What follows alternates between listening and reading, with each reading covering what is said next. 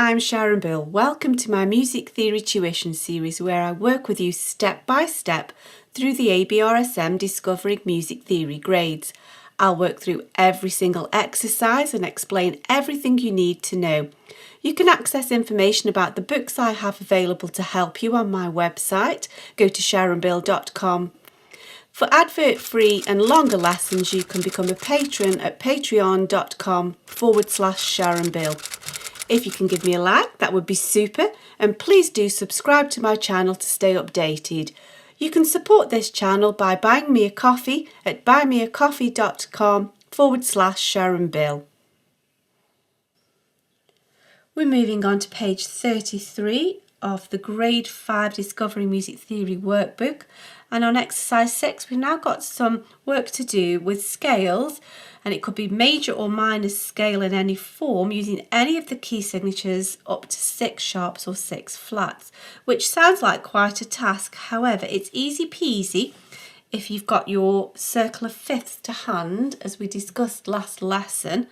And I do suggest that perhaps instead of just reusing the page that we did as we talked about this, I do suggest that you quickly write it out again for yourself. If you get used to writing it out fresh every time you need to refer to it, every time you do some theory work, then you'll get used to doing it much more quickly. And then come exam day, at the start of the exam, the first thing you will do is to write out your circle of fifths before you attempt any question. It's always worth just spending a little bit of time at the beginning of the exam, because you will save so much time in having to stop and scratch your head and think and wonder, and then you get stressed and your brain starts to fry. If you just write it down quickly, it's all there for you. So long as you start with a plain piece of scrap paper, what you write on it as soon as the exam started is entirely up to you, and that's really helpful.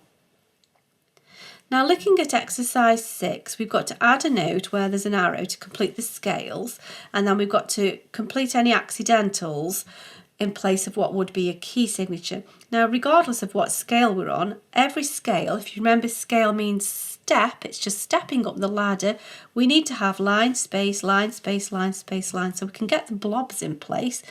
So line, space, line, space, line, space, line, space. So that's half the work done already. Now, G flat major, we know, has 6 flats, B, E, A, D, G, C. And remember, it always goes past the tonic, B, E, A, D, G, and then C for the flat keys.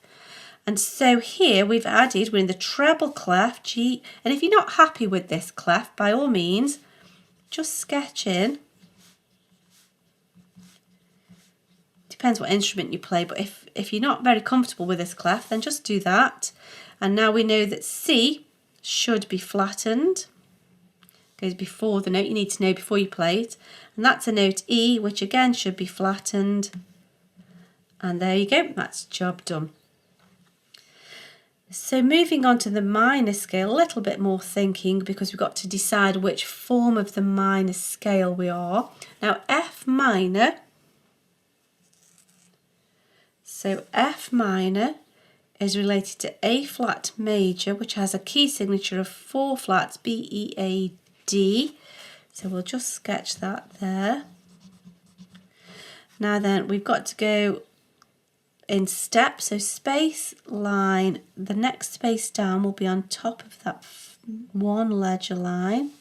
So space, line, oh, that's a bit big, space, line, that's a bit big and round, I'll do that again. It should be oval, not big Mickey Mouse ears, don't quite know what happened there. And again, if you're not comfortable with the clef, F, G, remember we're in bass clef, A, B, C, D, E, F. Now it's the melodic minor version and we are descending, and so the melodic minor descending just comes down in the key signature alone, no raised notes at all, it's the key signature only. And so this is a D, so we know that should be flattened, and this is an A, which should be flattened according to the key signature. And that's that completed. And so perhaps now you feel capable. If you haven't done already, do press pause. And I suggest that you have a go of this. It doesn't matter if you go wrong. It's always better to learn by your mistakes. You'll learn much more thoroughly than just by passively copying through. So do have a go on your own and then come back into the video to check them through. So I'm hoping you've done that. I'm hoping you've had a go. And now we'll check through this together. So F sharp major has a key signature of 6 sharps, F, C, G, D, A, E. And so we'll just sketch that out, F, C, G, D, A, E. Just sharpen my pencil a bit, as it were. And then before we get thinking about anything else, we know it should go in steps. So it's space, line, space, line, space, line. So the space on top of 2 ledger lines, space. Now this is a tricky clef if you're not used to reading it. That's a C, D, E, F sharp, and we know we're beginning on F sharp. We won't worry about the sharp because the key signature will do that for us. F, G, A, B, C, D, E, F. So that's an A, which we know should be a sharp. The major would require all of the key signature. That's an E, that also should be sharpened, and so that's easily done. Let's look at this next one. And so E flat minor is related to G flat major, which has 6 flats, which is B, E, A, D, G, C. And again, we're going to get the steps in place first. Line, space, just stepping down the ladder. Line, space. And again, if you're not happy with this key, remember we're going down, so we'll have to work backwards to make it easy. E, F, G, A, B, C, D, E. And you know you're right because you've begun and ended on E. It wouldn't be right to go sort of E, F, G, A, because that would be going upwards when the scale's going down. So make sure you go in the right order. You can always just double check yourself. If that is C, then that must be B, so you know you're correct. Now then, the harmonic minor has the key signature, but then we have to raise the 7th. And so although that would be D flat and the key signature, it's been raised, so that kind of implies a natural, but they've done that, so we don't need to concern ourselves. That's already taken care of. So here that B should be flattened, and that G should also be flattened to put the key signature in place as accidentals, and that's that job done. And then now we have C sharp minor. So C sharp minor is related to E major, and it has 4 sharps, F, C, G, D. F, C, G, D. So let's just get things in place first. Let's get the note heads. Let's get the nuts and bolts ready. 1, 2, 3. So space, line, space, line, space, line, space, line. Now I'm going to put the key signature in place, but that's not quite the end of the story. So this is a C, D, E, F, G, A, B, C. So this here is an F and it should be sharpened. The B is fine. However, we're not finished yet because the 6th and the 7th need to be raised.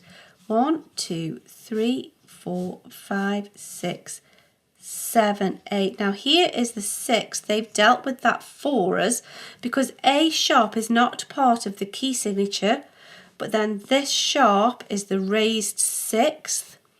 So that would be the key signature. This would always be an accidental. And then we also need to raise the 7th. So B must also become sharpened. There's our raised 6th, raised 7th, home to the tonic. So that's that completed. And then just at the bottom of the page, we just get a little sneak peek into chromatic scales. Now, a chromatic scale is literally every single semitone, and it's so helpful to refer to a piano keyboard. We've just got to make sure that every semitone is allocated. There are just a few little rules to think about. Basically, every line and space should have at least one note, not more than two. So for example, you wouldn't go C, C sharp, C double sharp, because that would use the C position on the stave 3 times. I think it will happen correctly, automatically. You'd have to kind of really work hard to do kind of strange things to miss that rule of at least once, no more than twice on each step of the scale. So be careful you don't double up by writing the same thing twice a different way. So just be careful of that. We should have 13 notes altogether. And of course we begin and end on the same note to complete the octave. There is also another accepted rule of thumb where 1, 4 and 5 should all kind of relate to the tonic. So if we're starting on a C, for example, we want an F and a G, and you would automatically do that for the most part. It would be more natural to do F. You wouldn't really allocate it as an E sharp because that's not really fitting to the tonic. So keep numbers 4 and 5 in line with the tonic note as well. However, all of that will happen automatically unless you kind of stretch the point and do random things. It works out quite nicely. So because we're in the tenor clef, I'm going to just suggest we at least write the letter names because it's not a comfortable key. So we have a C something, a C something, a D, D, E. Then we go to F, C, D, E, F. Then we have another F something, G. So we probably want another G, A, B, C, something like that. Let's see. We'll see what those gaps lend themselves to. So let's just follow through what we've got.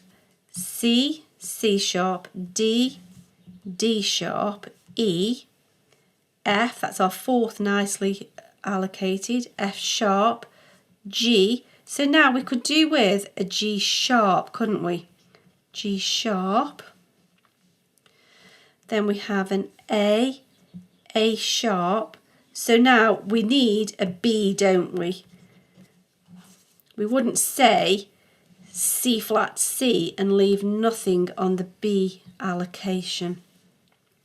And so here we have a G sharp, and then the B, if that's an A, B will be there, won't it? And then that takes us to C. I hope this is helpful to your studies. Please do like and subscribe to stay updated. If you'd like to support this channel, you can buy me a coffee, and for advert-free lessons, you can become a patron. Do visit my website where you'll find many resources available to help you. Visit sharonbill.com. Thanks for watching. Bye.